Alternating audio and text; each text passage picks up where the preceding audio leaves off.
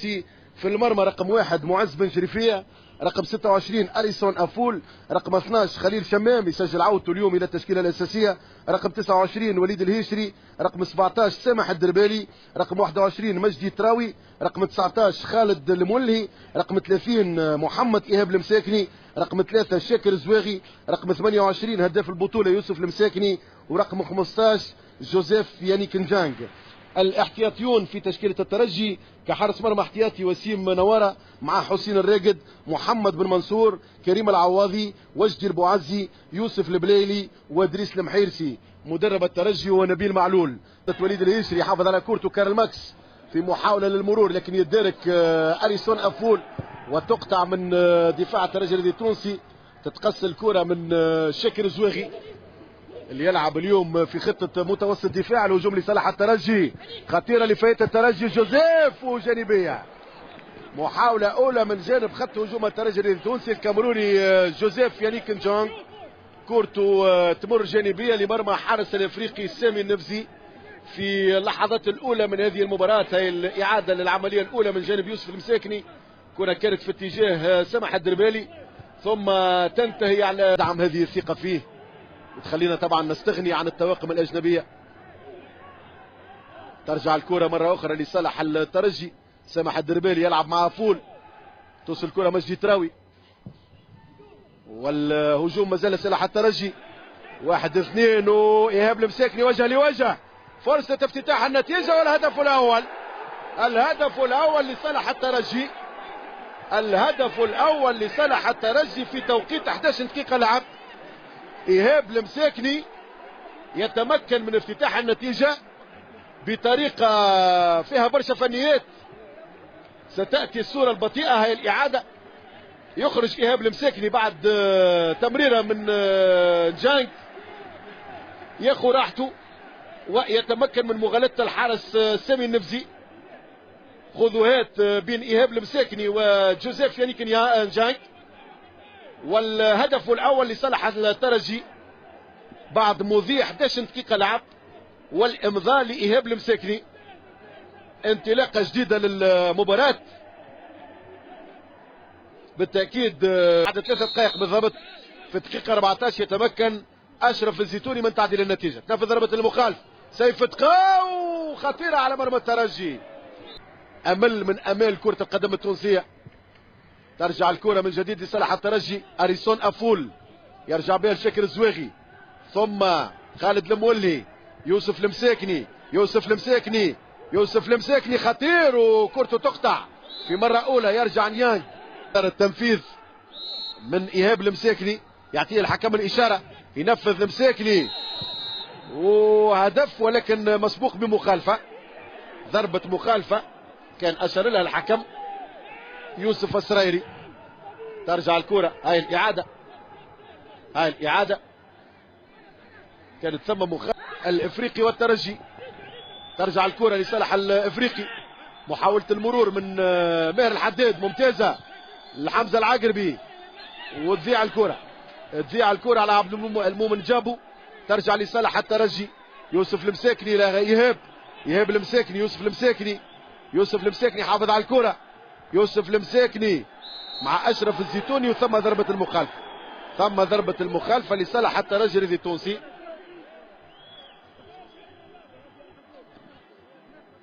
ضربة مخالفة لفائدة الترجي التونسي. هاي الإعادة في فريتاون بهدفين مقابل 0. مواعيد تعادل فيه 2-2.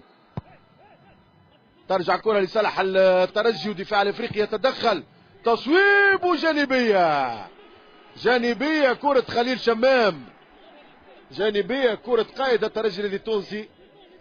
قلت حوار تونس السيراليوني في جولة الذهاب انتهى بالتعادل 2-2، وان شاء الله منتخبنا الوطني طبعا يتوفق.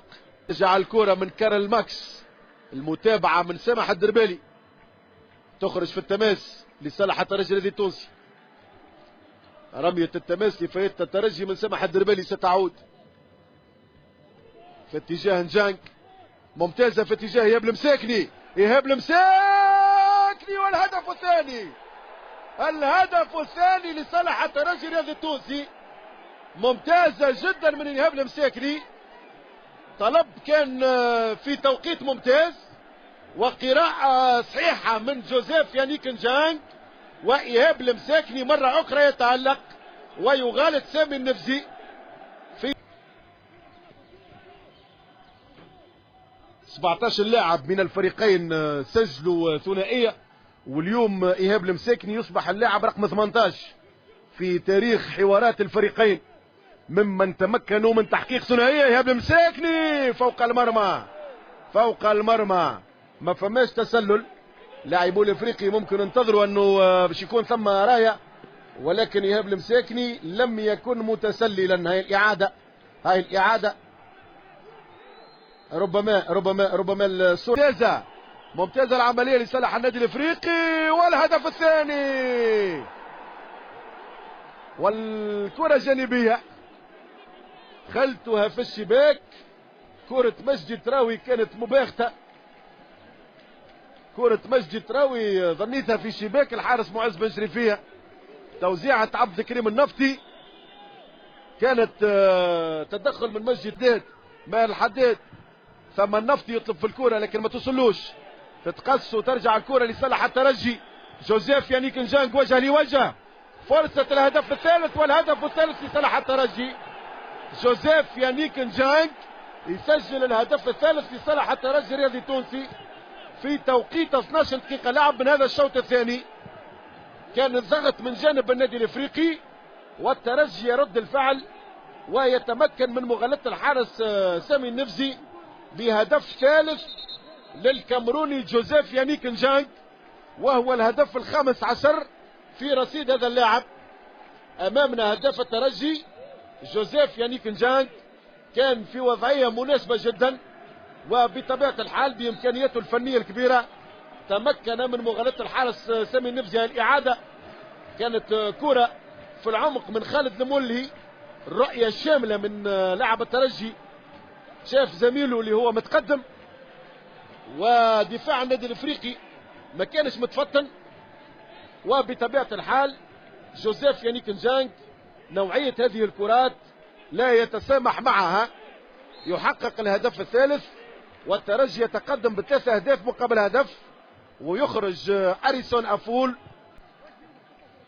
كل ما توصل الكرة لكارل ماكس إلا ويكون فوق المرمى، فوق المرمى. محاولة المساكني، ترجع كرة من جديد لصالح النادي الافريقي. عبد المؤمن جابو ما تكملش، قصيرة في اتجاه اسامه الحدادي، حدادي وتوزيعته تغلط خالد المولي، كادت تشكل خطر على دفاع الترجي. خالد المولي ما كانش استقباله جيد للكرة، وإصابة للحارس معز بن شريفية. ستأتي العملية بالصورة البطيئة بعد لحظات.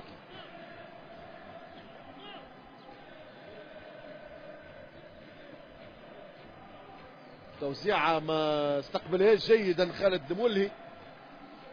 أمامنا رئيس النادي الافريقي السيد سليم الرياحي. هاي الإعادة، كرة كانت سهلة، ولولا تدخل معز بن شريفية مع علي المثلوثي،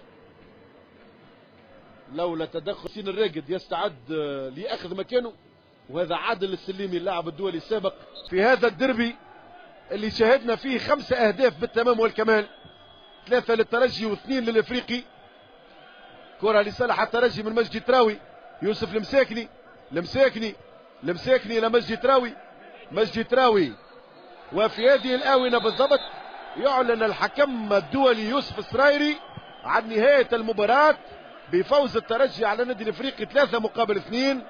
فوز يعني احراز الترجي رسميا على بطولة موسم 2011-2012، وهي جماهير الترجي الاخرى اكيد فرحت باللقب، ومن حق الترجي باش تفرح باللقب ال25 في تاريخ النادي. على طريقتنا كليب خاص اهداء من قناه حنابال ومن كامل قسم الرياضه لاحباء الترجي ولهيئه الترجي التونسي. مبروك اللقب ال25 للترجي.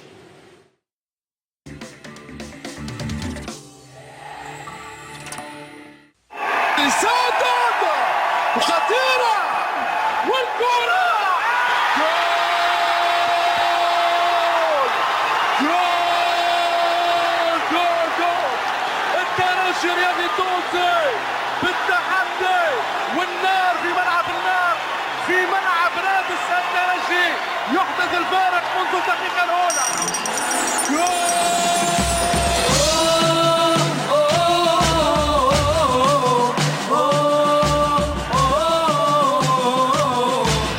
فرحان ومانيش فرحان. يا معلم العالم عليك يتكلم. يا معلم العالم عليك يتكلم والغير يشدرش ويفلم ما على بالكش تجاوب. خدمنا ونشكر اللاعبين الكل المرن نبيل معلول والستاف الكل اللي خدموا خدمه جباره تنجم تقول خاطر فيها برشا تعب.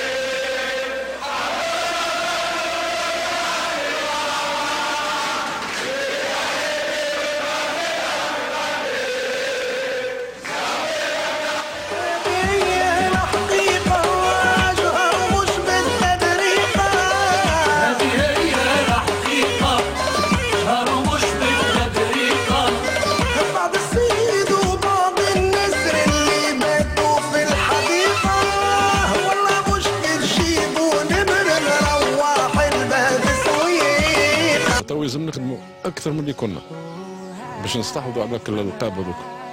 ما هم ساهلين صحيح، يلزمهم برشا خدمه، وتوا كان باش نخليوا الجمعيه ونحبوا الترجي ديما معناتها في الالقاب هذوما يلزم نخدموا اكثر.